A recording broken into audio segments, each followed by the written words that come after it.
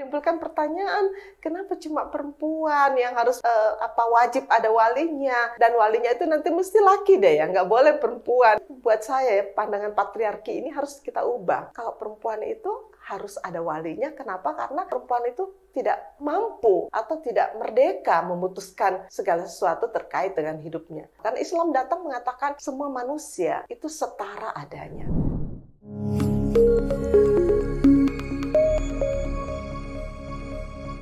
Assalamualaikum warahmatullahi wabarakatuh. Salam sejahtera untuk sahabat Padira dimanapun kalian berada. Kali ini adalah sebuah sesi yang khusus untuk merespon satu pertanyaan dari sahabat Padira. Karena itu saya senang sekali bahwa sahabat Padira juga boleh mengajukan request tentang isu apa ya, atau juga tentang saran-saran, masukan dan sebagainya. Kami akan menerima dengan senang hati. Nah, salah satu yang request atau yang bertanya di Padira adalah tentang wali nikah. Nah, isu ini memang sangat menarik untuk dibicarakan karena pada umumnya ya wali nikah itu selalu menjadi satu perbincangan yang orang tuh takut ngomongin ya. Tetapi mari kita bicarakan secara bijak ya, secara kepala dingin ya, jadi nggak usah marah-marah kalau nggak setuju, kira-kira kayak begitu. Nah, biasanya dalam masyarakat Muslim itu dikenal tentang rukun nikah ya, atau syarat sahnya perkawinan. Nah, syarat sahnya atau rukun nikah itu kalau nggak salah itu ada 5 ya, biasanya itu diajarkan di dalam buku-buku fikih ya. Kami dulu di pesantren itu apal deh ya, bahwa rukun nikah itu yang pertama adalah adanya calon mempelai suami dan istri. Jadi calon mempelai suami, calon mempelai istri. Jadi dua-duanya harus ada. Lalu kemudian ada 2 saksi yang adil. Nah, biasanya saksi ini harus laki. Nah, itu juga masalahnya. Banyak yang protes nih. Kenapa sih kalau saksi itu harus laki-laki? Padahal yang dimaksud dengan saksi yang adil ya di dalam hadis itu nggak mesti harus laki kan? Nggak disebut juga sih bahwa saksi itu harus laki. Tapi dalam tradisi masyarakat kita itu sulit ya untuk menerima saksi perempuan. Ini juga problem nih di dalam kita beragama. Nah, yang ketiga itu adalah adanya jadi tadi itu ada calon mempelai laki, calon mempelai perempuan, ada saksi dan ada wali nih. Wali juga harus ada, tapi lucunya dalam buku-buku fikih wali itu hanya wali dari perempuan. Buat laki-laki nggak perlu wali. Jadi ini juga menimbulkan pertanyaan, kenapa cuma perempuan yang harus wajib ada walinya, dan walinya itu nanti mesti laki deh ya, nggak boleh perempuan. Ini juga selalu pertanyaan-pertanyaan ini muncul. Nah, yang kelima itu ijab kabul. Ijab itu artinya permohonan dari laki-laki mengatakan saya akan menikahimu. Ya, lalu dijawab ya kabul oleh pihak perempuan. Oke, saya bersedia menerima perkawinan dari kamu. Nah, ini kan semacam ijab kabul. Jadi seharusnya itu laki dan perempuan yang mengucapkannya. Tapi kalau di Indonesia kebanyakan kan diserahkan kepada walinya. Jadi perempuan nggak menjawab sendiri. Bahkan dalam beberapa kegiatan atau dalam beberapa kegiatan perkawinan yang saya saksikan, itu malah perempuannya nggak ada loh di situ waktu ijab kabul ya kan. Nah, ini juga satu pertanyaan yang menarik buat kita. Kenapa kok perempuannya nggak muncul gitu ketika akad nikah? Dia disembunyikan di mana gitu ya. Nanti setelah akad nikah terjadi, barulah perempuannya itu didatangkan. Wah, ini betul-betul satu mau dikatakan pelecehan sih boleh-boleh juga ya, karena kok kita nggak dianggap manusia sih, padahal yang mau menikah itu kan kita ya. Mestinya kita bisa menyaksikan orang itu mau ngomong apa kira-kira. Nah, mestinya kita, di beberapa negara maju saya perhatikan ya, memang sih dalam praktek ajaran Islam, meskipun fikihnya itu hampir sama ya, fikih itu adalah kumpulan ya hukum-hukum Islam yang dibukukan di dalam sebuah kitab. Nah, kitab fikih ini juga nanti macam-macam kalau Anda membaca kitab-kitab fikih yang ada, itu ratusan jumlahnya ya. Nah, ada kitab fikih yang khusus ditulis dalam lingkungan mazhab Imam Syafi'i. Artinya apa? Pandangan-pandangan fikih yang ada dalam buku itu adalah berdasarkan kepada pandangan Imam mazhab Syafi'i. Dan turunan itu maksudnya adalah murid-murid beliau. Nah, ada 4 mazhab yang terkenal dalam Islam. Ada mazhab Syafi'i, ada mazhab Hanafi, ada mazhab Maliki, dan ada mazhab Hambali. Ini 4 mazhab yang terkenal ya. Meskipun di luar 4 mazhab itu ada ratusan ya mazhab yang tumbuh dan kembang dalam sejarah Islam. Hanya karena mereka ada yang penganutnya cuma sedikit, jadi tidak populer ya di dalam masyarakat. Sampai di Indonesia juga bahkan banyak orang-orang Islam di Indonesia nggak tahu nih kalau ada 4 mazhab ya. Bahkan yang diketahuinya cuma mazhab Syafi'i. Bahkan juga nggak ngerti apa itu mazhab Syafi'i. Yang penting dia cuma mengerti agama, ya mengerti begitu aja. Hanya sedikit aja yang mereka pahami tentang agama, lalu bisa-bisanya kok banyak orang yang mengklaim sudah ngerti agama, padahal yang diketahui itu cuma sedikit aja, bahkan cuma satu pandangan mazhab. Padahal begitu banyak ya pandangan mazhab tentang misalnya tentang syarat-syarat perkawinan. Nah, tapi pada umumnya ya semua mazhab ini sepakat bahwa perkawinan itu harus ada wali.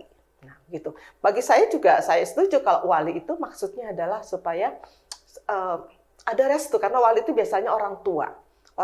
Tapi sayangnya yang dianggap orang tua itu selalu ayah ya. Ayah, kakek, paman, kakak laki-laki ya, atau adik laki-laki. Jadi keluarga kita yang berjenis kelamin laki-laki. Nah, ini menurut saya ini satu hal yang harus kita pikirkan bersama ya dalam beragama. Bahwa ke depan itu nggak bisa begitu lagi.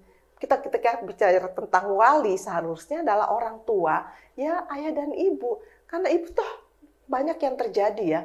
Seorang ibu yang single parent, dia membesarkan anaknya itu sendirian. Mulai dari sejak hamil, bapaknya itu udah hilang kemana. Ada yang meninggal, ada yang pergi tanpa ada pemberitahuan, ada informasi apapun. Jadi anak itu dibesarkan sendiri oleh seorang ibu. Giliran anak itu mau menikah, yang dicari itu bapaknya. Coba perasaan kemanusiaan Anda sebagai seorang ibu gimana coba? Loh, banyak ibu yang akhirnya tuh menangis, meronta-ronta, sedih gitu. Loh, yang membesarkan anak itu kan saya. Tapi kenapa ketika mau menikah yang dicari kok bapaknya? Ya kalau bapaknya meninggal sih mungkin mungkin dapat dimaklumi ya. Tetapi kalau bapaknya hidup dan tidak bertanggung jawab terhadap bertanggung jawab dalam membesarkan anak, itu kan aneh kalau yang dicari itu bapaknya. Padahal bapaknya itu ngelihat anaknya juga nggak pernah gitu. Terus tiba-tiba kita mencari bapaknya yang akan menjadi wali dalam perkawinan itu. Ini menurut saya ini sangat-sangat tidak manusiawi. Ya bukannya saya ingin mengatakan bahwa ajaran Islam itu nggak benar, tetapi ajaran Islam ini kan dibangun oleh para ahli fikih. Nggak ada ayat dalam Al-Quran yang bicara tentang kewajiban adanya wali, nggak ada. Yang ada itu hanya adalah dalam sebuah hadis. Nah, hadis ini juga nggak semua ulama merawikannya. Kalau nggak salah itu hanya sejumlah perawi yang merawikan hadis ini, bunyinya tuh gini, la nikaha illa biwaliyin ya wa syahidaini. Jadi orang mengartikannya begini, nggak sah perkawinan kalau nggak ada wali dan nggak ada saksi. Nah, ini kan boleh-boleh aja ya orang berpendapat seperti itu, tapi ada lagi ulama yang mengatakan ya dimaksud dengan la nikah dalam hadis itu artinya nggak sempurna. Artinya boleh aja, tapi ya nggak afdal lah kira-kira. Ya saya secara pribadi mengatakan bahwa ya wali itu diperlukan lah ya. Tetapi kehadiran wali ini diperlukan dari dua-duanya. Jadi wali dari perempuan, wali dari laki-laki gunanya untuk apa? Untuk memberikan restu terhadap perkawinan mereka. Karena wali untuk laki-laki juga penting. Tapi persoalannya dalam masyarakat kita, bukan hanya dalam masyarakat Muslim, tapi juga dalam masyarakat manusia pada umumnya, itu menunjukkan bahwa kenapa harus ada wali bagi perempuan. Nggak perlu ada wali bagi laki-laki. Nah, pandangan ini muncul dari pandangan yang menurut saya itu lebih bernuansa pandangan patriarkal. Selalu asumsinya itu adalah perempuan itu dianggap tidak dewasa. Perempuan itu dianggap tidak mampu menentukan pilihannya sendiri. Karena itu keputusannya itu harus diambil berdasarkan keinginan para walinya.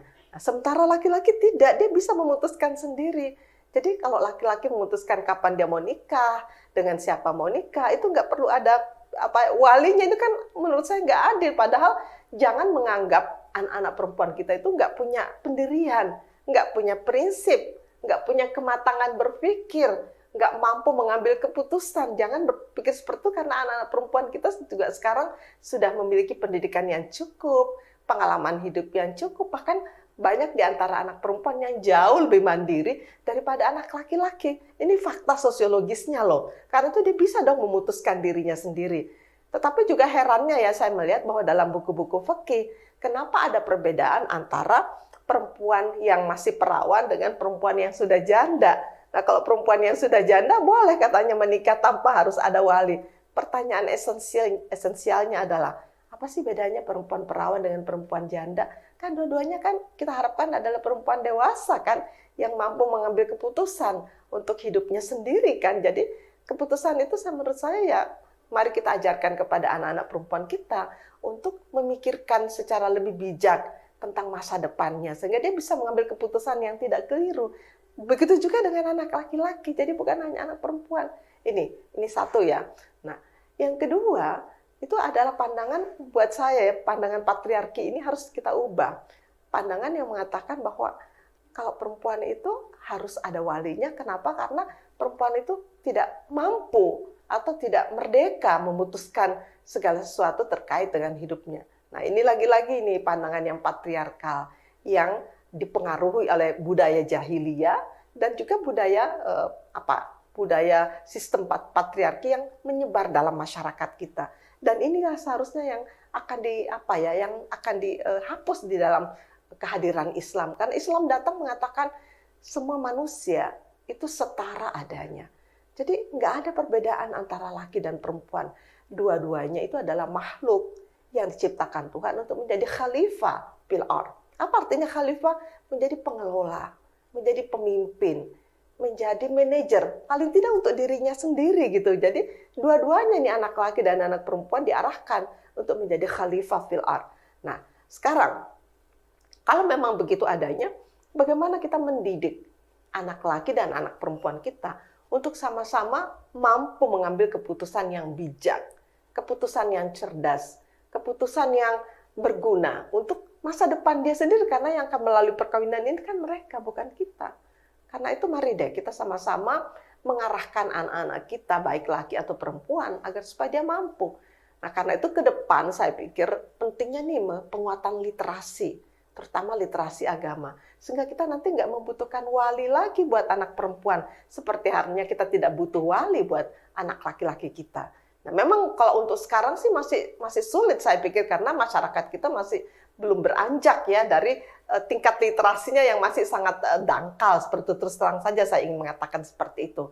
Karena itu upaya-upaya penguatan literasi sehingga orang tuh betul-betul mengerti esensi Al-Qur'an, ya mengerti tentang esensi As-Sunnah dan Al-Hadis, sehingga dia mengerti ya maksud hadis ini apa. Kita nggak bisa dong membaca teks-teks suci itu hanya dengan cara yang harafiah atau terjemahan literalis, tapi juga kita harus membacanya secara kontekstual. Ya, kenapa di masa itu ada hadis bunyinya seperti ini? Pasti ada yang namanya asbab urutnya. Asbab urut itu adalah konteks historis di mana Nabi menyampaikan hadis-hadis tersebut. Tentu Nabi nggak mengucapkan itu di ruang kosong ya, pasti ada audiensnya, ya ada latar belakangnya, ada sesuatu yang ingin dicapai ya dengan ucapan Nabi itu. Jadi kalau kita membaca hadis-hadis Nabi, kita mesti mengerti ini bukan asbab nuzul. Kalau ayat itu asbab nuzul, asbab urutnya. Konteks yang menyebabkan Nabi menyampaikan ujaran tersebut atau statement tersebut. Apa sih konteksnya? Nah, ini kan penting sekali. Nah, oleh karena itu kalau saya ditanya pentingkah wali itu, saya pikir ya penting sebagai apa? Sebagai kehadiran orang tua yang akan memberikan restu kepada perkawinan anak-anaknya. Karena restu ini penting ya, supaya yang menikah itu punya semacam kepercayaan diri, punya semacam ketenangan jiwa, dan juga semacam support batin, kan begitu. Nah, tetapi wali ini bukan hanya dibutuhkan oleh anak perempuan, juga anak laki-laki.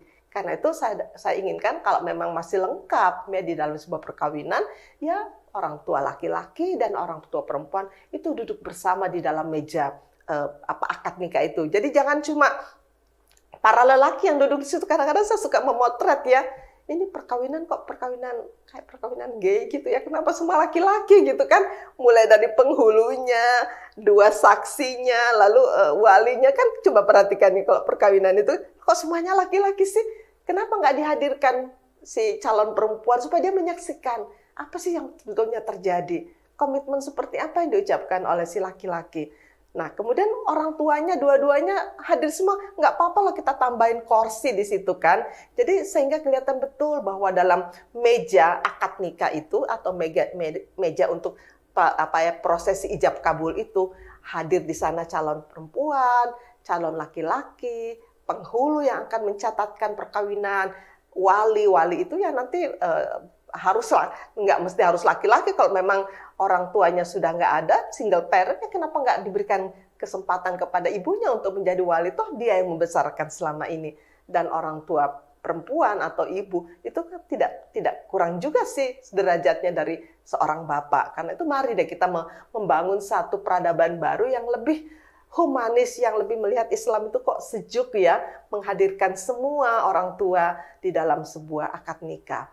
Karena itu mari saya ingin mengajak kita semua, terutama kalangan muda nih, sahabat-sahabat Padira, bagaimana kita memperkuat literasi agama kita, bahwa agama itu datang untuk membawa ketenangan. Karena itu kalau dikatakan dalam Islam, Islam itu intinya adalah salam, ya, damai, ketenangan lahir dan batin. Dan itu hanya dapat dicapai bila mana ajaran-ajaran ini tidak mengandung unsur-unsur diskriminatif, tidak mengandung unsur-unsur yang tidak menghargai kehadiran manusia yang lain. Artinya apa? Bahwa kehadiran orang tua dua-duanya itu diharapkan, dan juga posisi yang sama antara laki dan perempuan, suami istri, seperti yang diajarkan dalam banyak ayat-ayat suci Al-Quran. Karena itu sekali lagi saya ingin sampaikan bahwa keharusan adanya wali dalam sebuah perkawinan itu hanya ada di dalam fikih, ajaran fikih, tetapi itu tidak ada di dalam Al-Quran. Karena itu mari kita membaca agama ini secara lebih esensial. Mudah-mudahan kita semua mendapatkan rahmat dan ridho Allah Subhanahu wa taala. Demikian sahabat Padira, mudah-mudahan mencerahkan untuk kita semuanya. Dan inilah gunanya Padira, pencerahan untuk keadilan dan kesetaraan. Dan semoga kita semua mendapatkan berkah dari pencerahan. Terima kasih. Wassalamualaikum warahmatullahi wabarakatuh.